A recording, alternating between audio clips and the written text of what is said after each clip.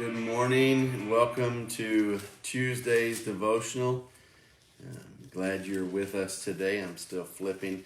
I was going to actually go back to yesterday's and just kind of remind you a little bit about the idea that our lips are used to give fruit to God, and we're to be fruitful with how we proclaim and what we announce to the world about Him.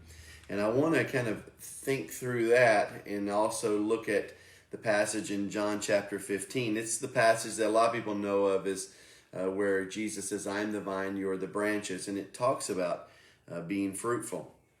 But verse 15 says this, John 15:16, sorry.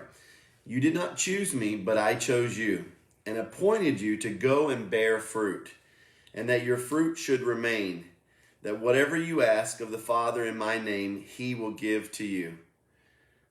This I command you, that you love one another." He says that we didn't choose Him, that He chose us, but it says that He appointed us to bear fruit. So when we began this relationship with Jesus and we started following Him, we need to understand that God chose us to be fruitful. When we walk in Him, it's to bear a certain kind of fruit. And He says that fruit should remain. And then He goes on to say that you may love one another.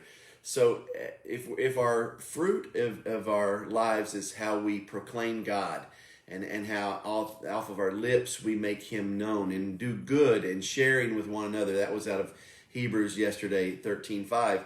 Well, he expands on this, and Jesus does in John chapter 15, verse 16. He says, "You can bear fruit by loving one another." And I know sometimes it's hard to love one another, because sometimes people don't always feel like, or we don't always feel like people are putting their best foot forward. But He says, love one another.